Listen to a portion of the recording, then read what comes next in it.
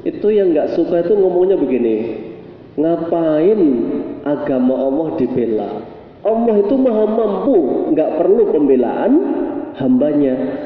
Pernah dengar Pak itu?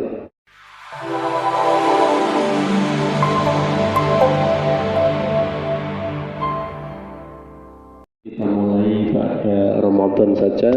Selama Ramadan insya Allah kita akan mengkaji kitab Jami'ul Ulum wal Hikam, Syarh Khamsina Hadisan min Jawami'il Kalim.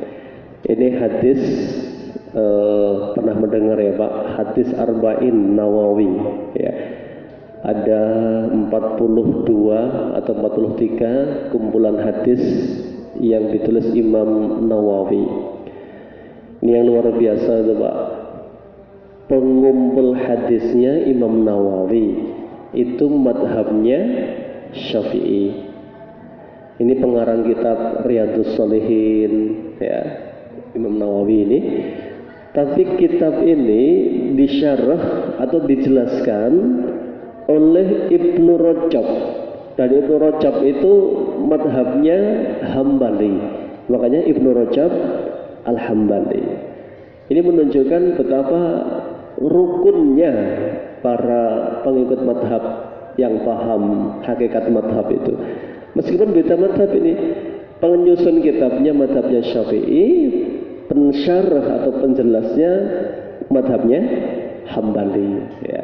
Tapi Masya Allah dalam sekali isinya. Maka disebut kenapa Jawami'ul Kalim, karena Nabi itu bersabda, utitu ya, saya diberi oleh Allah Jawami'ul Kalim. Jawami'ul Kalim itu apa? Kalimat yang pendek tetapi maknanya luas dan dalam sekali. Contoh, hadis ini dimulai dari satu pembahasan pertama, hadis Nabi yang sangat masyhur ini. Innamal a'malu binniyat. Sesungguhnya amal itu tergantung niatnya. Ini dari satu hadis ini keluar kaidah banyak sekali. Ya, al-umuru bimaqasidiha. Ini kaidah dalam usul fikih. Semua itu tergantung niatnya. Ya. Banyak ini nanti ya. Ibadah menjadi ini hal yang mubah bernilai ibadah kalau niatnya ibadah. Contohnya kerja. Kerja itu bukan ibadah, itu urusannya muamalah, kewajiban cari nafkah. Tapi kalau niatnya adalah bismillah, cari rezeki yang halal untuk kebaikan anak, istri dan keluarga yang di rumah, itu bernilai ibadah. Nah, ini kita duduk di masjid nanti ini ya, ada syariat namanya i'tikaf. I'tikaf itu kalau Nabi secara rutin tidak pernah tidak i'tikaf Pak. Nabi itu sejak tinggal di Madinah, malam 21 Ramadan sampai malam takbiran nggak pernah tidur di rumah sekalipun Nabi ya. Ini sunnah muakkadah berarti ini i'tikaf ini. Bahkan di tahun terakhir usia beliau 63, hari tahun meninggalnya beliau itu, beliau i'tikafnya 20 hari ya. Berarti masuk malam 11 itu sudah i'tikaf beliau ya. Nggak pernah Pak, Nabi begitu masuk malam terakhir itu nggak pernah di rumah, intinya nggak pernah ya. Beliau pasti di masjid tidurnya. Ya sudah, begitu masuk masjid ya, niat i'tikaf, nggak keluar kemana-mana. Bahkan semua suplai kebutuhan disuplai keluarga. Maka kadang Maimunah nganter langsung makan untuk Nabi, sahur bukanya, kadang nganter pakaian untuk Nabi, kadang Aisyah ya mengambil sesuatu yang pengen diambil dari Nabi. Itu i'tikaf namanya. Nah, i'tikaf yang syar'i itu begitu, 10 malam terakhir masuk masjid nggak keluar-keluar lagi. Keluarnya nanti malam takbiran atau pagi pada subuh sebelum bapak-bapak berangkat sholat id itu baru keluar. Itu i'tikaf yang syar'i. Nah, sekarang macam-macam i'tikaf. Ada i'tikaf kalong. I'tikaf kalong itu ya nek malam ke masjid, nek siang kerja. Nah, kita masih kerja ya Pak ya, itu. Ada yang ini pede banget, itikafnya hanya di malam ganjil, karena dia yakin malam Lailatul Qadar hanya di malam ganjil. Dia yakin banget ini, nek malam 20 enggak ini, 21 iya, 22 enggak, 23 iya, 27 apalagi, dia lebih kenceng dia. Ya, mungkin siangnya tidur seharian, malamnya bergadang. Padahal Nabi bersabda, taharrau, cari Lailatul Qadar fi ashril awakhir min Ramadan, itu di 10 malam terakhir dari bulan Ramadan. Ya, Nabi enggak menyebut malam tertentu. Memang ini ijtihadnya sahabat, melihat Nabi itu malam 27 itu paling serius nampaknya begitu. Ini disimpulkan saja oleh para sahabat, tapi Nabi mengatakan ada di 10 malam yang terakhir ini. Maka siapa yang berjumpa dengan malam itu sungguh beruntung. Ibadahnya itu setara nilainya dengan khairun min alfi syahr, 1000 bulan. Ya, ini Pak.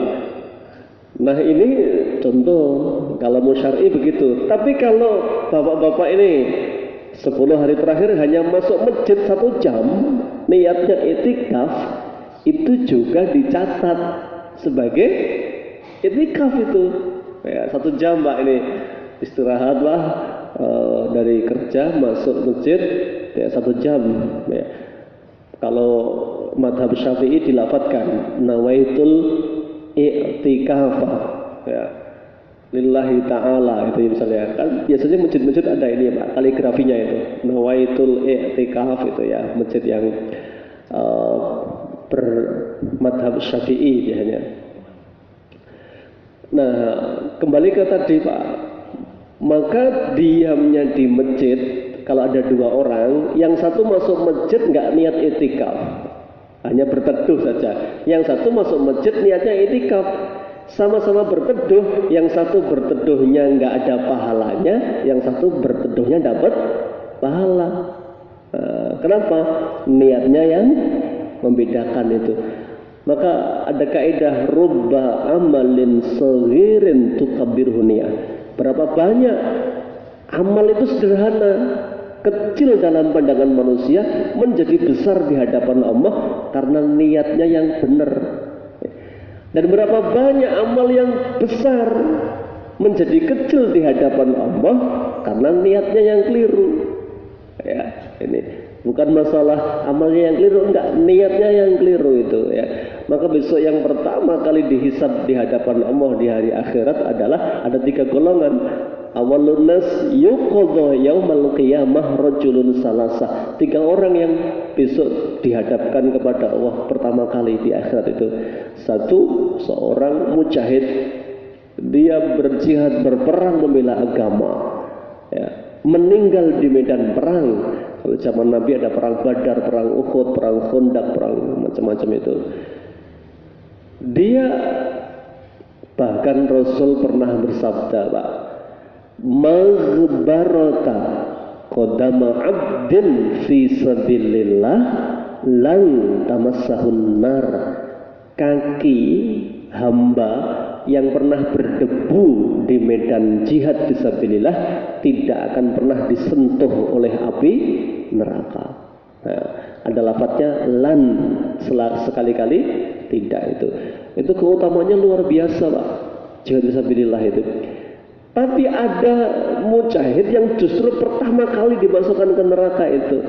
Ternyata dia kelak dipanggil oleh Allah, untuk apa umurmu? Dia sampaikan, saya habiskan untuk membela agama engkau ya Allah. Kata Allah, kadzabta, kamu dusta. Kamu selama ini bela agama, ikut jihad fisabilillah itu untuk dikatakan kamu jariun, kamu pemberani, kamu pahlawan, kamu hebat. Waqad qila, dan pujian itu sudah kamu dapatkan di dunia. Ya, digeserlah orang ini ke dalam neraka. Yang kedua, orang yang punya ilmu. Ya, ditanya oleh Allah, untuk apa ilmumu? Dia sampaikan, saya dakwahkan di jalanmu ya Allah. Kalau Nabi Nuh itu sampai siang malam, masya Allah dakwahnya. Ya. Ini ada orang yang di hadapan Allah ditanya, untuk apa ilmumu? Saya dakwahkan. Ya. Kemudian Allah berkata, kadzabta, kamu dusta. Ya. Dakwahmu selama ini bukan untuk mencari keberkahan, ya, bukan untuk mencari ridhoku, ya, bukan untuk mengajarkan orang dari yang salah menuju yang benar, tapi kamu untuk dikatakan li ayyuqal alimun, biar kamu dikatakan hebat, pandai, alim, syekh dan lain sebagainya. Waktu kila, dan pujiannya sudah kamu nikmati di dunia. Orang ini dimasukkan dalam neraka, Pak. Yang ketiga, orang yang dermawan. Ditanya oleh Allah, untuk apa hartamu? Dia sampaikan, saya habiskan untuk infak di jalanmu ya Allah. Kata Allah, dusta kamu. Kamu infak ini supaya dikatakan bahwa kamu dermawan. Dan itu sudah dipuji oleh orang-orang di sekitarmu. Ya. Ini hadis contoh aja Pak, ini Jawami'ul Kalim ya. Makanya hadisnya pendek tapi maknanya panjang sekali ya. Saya pilih beberapa hadis yang tentu agak berkait dengan Ramadan meskipun tidak secara langsung ya. Hadisnya panjang sore ini, kalau tidak selesai kita sambung di waktu yang lain insya Allah. Hadisnya barangkali pernah mendengar, cuma mungkin beda syarah, beda penjelasan. Kita pakai kitab Jami'ul Ulum wal Hikam. Hadis an Abdullah bin Abbas radhiyallahu anhu maqala. Hadis ini dari sahabat Abdullah bin Abbas ya. Saat itu usianya beliau 10 tahun. Ini anak remaja Pak, 10 tahun, anak-anak ya, 10 tahun. Ini anak beruntung ini, sering ke rumah Nabi ya, kadang tahajud bareng Nabi, kadang didoakan Nabi, kepalanya diusap, bahkan yang spesial dia didoakan khusus oleh Nabi, Allahumma alimhu fit ta'wil, ya Allah pandaikan anak ini urusan mentakwil atau menafsirkan ayat-ayat. Maka Ibnu Abbas itu yang paling alim di antara para sahabat Nabi. Ibnu Abbas cerita, kuntu khalfan Nabi sallallahu alaihi wasallam faqala, satu hari saya bonceng di belakang onta Nabi. Nah, di tengah perjalanan Nabi berkata, ya gulam, nak, inni u'allimuka kalimatin. Ya, perhatikan, saya akan ajarkan kepada kamu beberapa hal. Ya. Ini dikaji oleh para pakar pendidikan. Salah satu metode Nabi menasihati adalah ketika safar, ketika perjalanan. Ya. Tadi kalau kita sedang luar kota sama keluarga, itu pasti nasihatnya lebih berkesan daripada ketika formal. Karena ini mesti konsep ini, kalau Nabi yang milihkan itu mesti konsep ini. Ya. Tuh, ya. Ini konsep Nabi sering di perjalanan memberikan nasihat kepada anak. Kenapa? Pikirannya sedang fresh, terbuka dia dinasihati. Coba kalau anak masih ya misalnya bangun tidur langsung diomeli, ya sudah capek, ngantuk diomeli, mesti ngamuk Pak. Nggak ada yang masuk nasihatnya itu. Ya. Ini makanya ada hal yang menarik. Kadang Nabi di meja makan, kalau pas makan tuh Nabi bukan diam, Nabi itu memberikan nasihat ketika makan bersama para sahabat ya. Apa yang dilakukan oleh Nabi? Tentu yang terkait dengan usia masing-masing. Caranya berbeda-beda, masing-masing usia diperlakukan berbeda. Kali ini anak 10 tahun yang dinasihati Nabi, maka Nabi manggilnya ya gulam, nak, perhatikan, aku ajarkan kamu beberapa hal. Yang pertama, ihfazillah, jagalah Allah, yahfadka, Allah akan jaga kamu. Ya. Nasihatnya pendek, jaga Allah, Allah akan jaga kamu. Yang kedua, ihfazillah, jagalah Allah, tajidhu tujahaka, kamu akan lihat Allah selalu di sisimu. Ya, artinya Allah akan bersamamu terus kalau kamu jaga Allah. Ketiga, idza sa'alta fas'alillah. Kamu kalau minta apapun, mintalah dulu kepada Allah. Ya. Minta apapun, minta dulu kepada Allah, Zat yang maha kaya. Ya. Bapak-bapak mau tahu kayanya Allah seberapa? Nabi katakan ini, Anda datang ke pantai, ke laut, tangannya dicelupkan, kemudian diangkat, ya. Yang tersisa di tangan ini nempel kecil, yang tipis sekali itu, yang sudah nggak bisa netes itu baru yang Allah berikan kepada hambanya di dunia, ya. Yang tersisa seluas samudra memandang, mata memandang itu yang Allah sediakan di akhirat. Allah itu maha kaya, ya. Maka kalau minta kepada Allah. Yang keempat, idza sta'anta, kamu kalau minta pertolongan, tadi kalau minta sesuatu, ini kalau ketika minta pertolongan, fasta'in billah, mintalah hanya kepada Allah. Ini berarti ada pelajaran ibadah akidah, ya. Wa'lam, ketahuilah anakku, ya, annal ummata, andaikan semua manusia berkumpul, lawistama'at, semua manusia kumpul, satu dunia berarti ini, ya, semua umat kumpul jadi satu, ala ayyanfa'uka bisyai'in, hendak, ya, memberikan manfaat kepadamu. Kalau sakit, ya, andaikan semua dokter kumpul yang hebat-hebat itu untuk menyembuhkan kamu begitu, lam yanfa'uka illa bisyai'in qad kataballahu lak. Semua usaha manusia itu tidak ada manfaatnya kecuali Allah menakdirkan sembuh, maka baru bisa sembuh. Nah, ini akidah, ya, bahwa semua itu atas kehendak Allah. Wa inistama'u, sama kalau manusia itu kumpul jadi satu, ala ayadurruka bisyai', hendak mencelakakan kamu, ya, hendak bunuh kamu. Kayak Nabi Muhammad itu sudah dikepung sama orang kafir, ya, semua sudah bawa pedang, Abu Jahal bawa pedang, Umayyah bawa pedang, ada 11 tokoh bawa pedang semua, sudah dijaga rapat sekali, ada lapis 1, 2, 3 itu.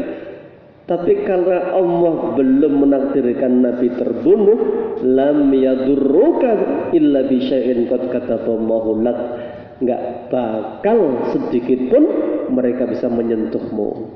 Ya. Ini babnya apa? Nabi menumbuhkan semangat keberanian.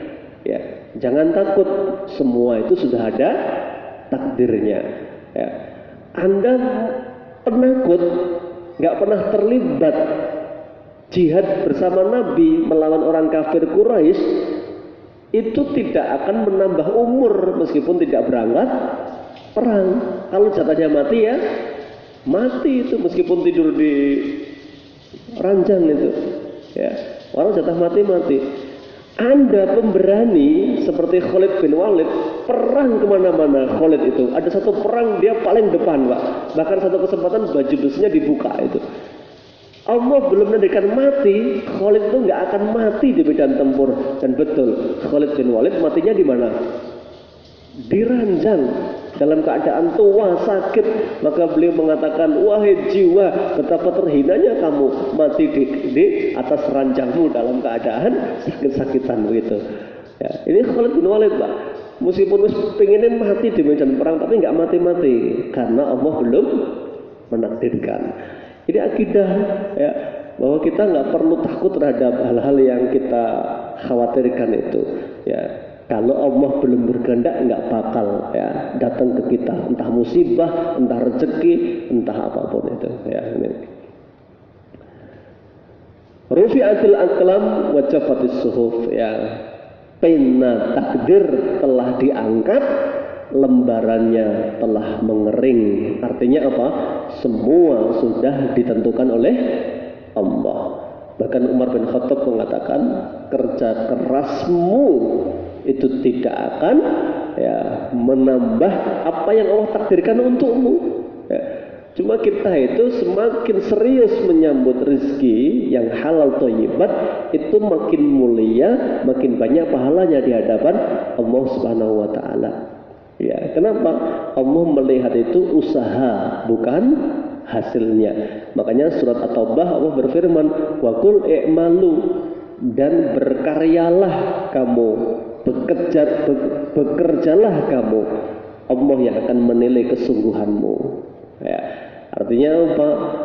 Kalau manusia itu ada kerja cerdas, ada kerja keras, ya, itu bisa saja di hadapan Allah pahalanya banyak yang kerja keras, ya, karena dia lebih banyak ikhtiar yang diberikan untuk menjemput rezekinya. Wallahu a'lam bishawab, ya. Ini hadis secara lafadznya, kita baca keterangannya atau syarahnya ini. Hadal hadisu kharajahu at-Tirmidzi min riwayatin as-Sun'ani. Hadis ini diriwayatkan oleh Imam At-Tirmidzi. Ya. Jadi kalau ada ahli hadis itu ada Bukhari, Muslim, Tirmidzi, Ibnu Majah, Abu Dawud, itu ada kutubut sittah, ya, 6 ulama pengarang hadis. Ya. Ini At-Tirmidzi. Hadis ini jelas disebutkan di sini sahih li ghairi akhrajahu at-Tirmidzi wa qala at-Tirmidzi hadisun hasanun sahih. Hadisnya hasan sahih, ya. Hadisnya sahih. Nah, kita baca keterangannya dari Ibnu Rajab, apa maknanya jagalah Allah? Ya. Di sini maksudnya adalah wa min a'dhami ma yajibu hifdhuhu min awamirillahi as-sholatu. Ya, maksudnya jaga Allah itu adalah kerjakan perintah-perintah yang Allah perintahkan, jauhi larangan-larangan yang Allah larang. Itu maksudnya menjaga Allah, bukan menjaga wujudnya Allah. Nggak bisa kita, Allah itu ala kulli syai'in qadir, mampu atas segalanya, ya. Kayak orang itu yang nggak setuju ada penistaan agama terus dibela, ada bendera dibakar terus ada yang demo, itu yang nggak suka itu ngomongnya begini, ngapain agama Allah dibela? Allah itu maha mampu, nggak perlu pembelaan hambanya. Pernah dengar Pak gitu? Ya. Allah itu maha mampu, nggak perlu dibela hambanya itu. Ini orang ngawur bicaranya kalau gini berarti. Padahal surat Al-Fatah ayat yang As-Saff, ayat yang terakhir, Allah berfirman, ya ayyuhalladzina amanu kunu ansarallah. Jelas ayatnya, hai orang-orang beriman, jadilah pembela agama Allah. Itu Allah yang minta. Ya, bukan kita kurang kerjaan bela agama Allah itu. Ya, ada Syiah melecehkan agama, ya kita gugat, kita bubarkan misalnya gitu. Itu bukan kita kurang kerjaan bela agama Allah, ngapain Allah itu maha mampu dibela. Ini orang nggak mudeng, padahal Allah itu yang minta kita. Ya ayyuhalladzina amanu kunu ansarallah. Hei orang-orang beriman, jadilah pembela agama Allah. Makanya kalau agamanya dilecehkan, nabinya dilecehkan, itu nggak boleh diam. Umat Islam harus bela agamanya, karena Allah perintahkan kita bela agama Allah, bela Allah itu. Ya, maka munculnya Banser, barisan Ansar Serbaguna itu, ya berarti itu Ansor aslinya, itu penolong agama Allah itu. Wah, aslinya hebat itu, ya, karena dia bela agama, ya, sesuai dengan judulnya Ansor, berarti pembela agama Allah, ya. Ini acungi jempol itu pembela, pemberani, ya. Baik, kita kembali ke sini, ya. Jadi maksudnya jaga Allah itu bukan Allah kita jaga kayak kita jaga anak kita, ya, dilindungi dari penyakit, dilindungi dari teman yang buruk, imunitasnya. Nah, sekarang corona di apa ini, vaksin, ya, vaksin dijaga, bukan begitu cara menjaga Allah. Cara menjaga Allah adalah kerjakan perintahnya, jauhi larangannya. Itu, ya, yang pertama itu, ya. Wa min a'dhami ma yajibu hifdhuhu, hal paling agung yang wajib kita jaga ya adalah as-shalah. Kata Ibnu Rajab, perkara salat. Itu barometer betul, Pak. Ya, salat itu barometer ya. Bahkan Ibnu Qayyim al-Jauziyah mengatakan bisa saja orang salat satu shaf yang sama. Di shaf yang sama, Pak, ini ya, sama-sama shaf depan, derajatnya di hadapan Allah bainas samai wal ard. Satu shaf itu bisa sama-sama salat, tapi derajatnya di hadapan Allah itu antara langit dan bumi. Jauh sekali. Ya, yang satu begitu takbir Allahu Akbar, dia fokus merasa seakan-akan Allah di hadapannya. Ini yang levelnya paling tinggi, namanya ihsan. Ihsan itu anta budallah, ketika kamu ibadah ya, kamu seakan-akan melihat Allah. Itu puncak, Pak. Yang satu begitu takbir Allahu Akbar, buyar kemana-mana ini ya, sudah mikirkan nanti tarawihnya panjang nggak ya, ini nasi kotaknya isinya apa ya, ayam, telur, bandeng, wah sudah kacau ini ada esnya nggak sih ini ya. Itu, Pak, yang bedakan derajatnya di hadapan Allah itu. Yang satu, sholat itu hanya fisiknya toh ya. Maka Nabi SAW mengingatkan, ittaqu khasyatan nifaq, takutlah dari khusuknya munafik. Bagaimana khusuknya munafik ya Rasulullah? Fisiknya sholat, tetapi pikirannya terbang kemana-mana. Nah, ini jadi nggak sama ternyata sholat pun itu. Makanya sholat itu paling agung. Nah, Rasul bersabda ya, hal pertama, awwalu ma yuhasabu bihil mar'u yaumal qiyamah as-shalah. Hal pertama yang akan dihisab di hadapan Allah dari hambanya, amal itu adalah sholat. Ini sudah jadi barometer, Pak ya. Kalau sholatnya baik, bagi Allah yang lainnya terkatrol baik ya. Sholat yang baik tadi tumak nina. Ini kan lagi rame, Pak, tarawih cepet-cepetan kan ya, Allahu Akbar, bolin, Allahu Akbar, Assalamualaikum warahmatullahi wabarakatuh, berdiri langsung. 1 menit itu bisa 4 rakaat mungkin, itu cepatnya luar biasa itu ya. Itu kalau nggak mau terawih nggak usah terawih ya, malah nggak dosa itu kan tumak ninah, nggak tumak ninah begitu itu malah melecehkan syiar seakan-akan ya. Kalau malas nggak usah terawih ya. Terawih ini hukumnya sunnah kan ya, cuma rugi kalau kita bulan Ramadan tidak terawih. Kenapa ya? Karena yang begitu itu justru ya jauh dari kesan menghormati ataupun mengagungkan Allah Subhanahu wa taala. Maka salat itu barometer, Pak ya. Nek salatnya benar ya, bacaannya dia paham ya, khusuknya dapat, rukunnya dapat, tumakninahnya dapat, itu insya Allah perkara yang lain dia akan lebih baik lagi. Karena Sayyidina Umar menggaransi, man dhayya'aha, siapa yang meremehkan sholatnya, fahuwa lima siwaha adya, terhadap urusan selain sholat dia pasti lebih meremehkan ya. Orang yang sholatnya diremehkan itu pasti, ini sama Allah urusannya. Urusan pendidikan anak misalnya ya, ngajak anak untuk sholat ketika usia 7 tahun itu mesti diremehkan. Dia aja meremehkan sholatnya kepada Allah itu ya. Ini makanya Masya Allah, sholat itu barometer, Pak. Dan tanda orang munafik di zaman Nabi itu disebut oleh Allah dalam surat An-Nisa. Innal munafiqina yukhadi'una Allaha wa huwa khadi'uhum. Munafik itu hendak nipu Allah, tapi Allah yang balas tipuan mereka. Wa idza qamu ila sholati qamu kusala.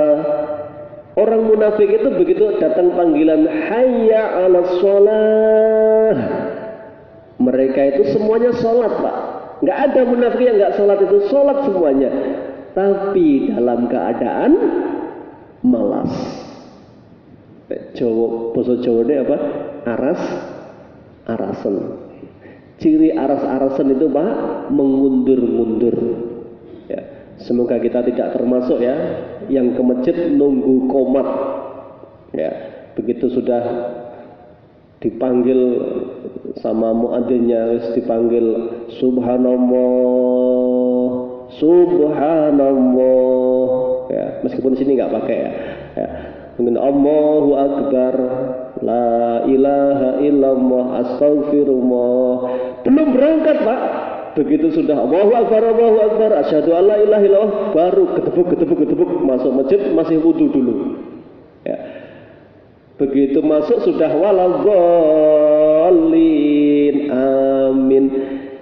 Ini jangan-jangan ya termasuk tanda kemunafikan, sengaja mengundur-undur waktu sholat itu.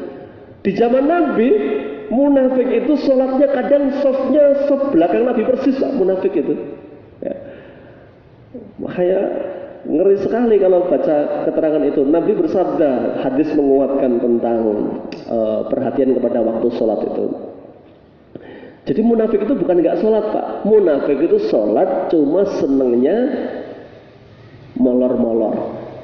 Belum lagi habis sholat apa? Kata Allah munafik itu, wala yakurunallaha illa qalila. Dia nggak bakal berzikir kepada Allah kecuali sedikit sekali. Ya, sudah sholatnya terlambat. Ya, ibarat bahasa Jawa ini mangkat keri bali dise itu. Ya, wis tekone keri Pak, wis masbuk bali ini paling gasih itu. Assalamualaikum warahmatullahi wabarakatuh. Subhanallah, pulang pelencing itu. Ya. Ini Al-Quran yang bicara ya tentang sifat munafik ini. Makanya munafik itu hikmahnya, kenapa munafik nggak disebut namanya? Ya. Kalau kafir kenapa disebut? Ada Abu Jahal, jelas legendaris ini. Ya.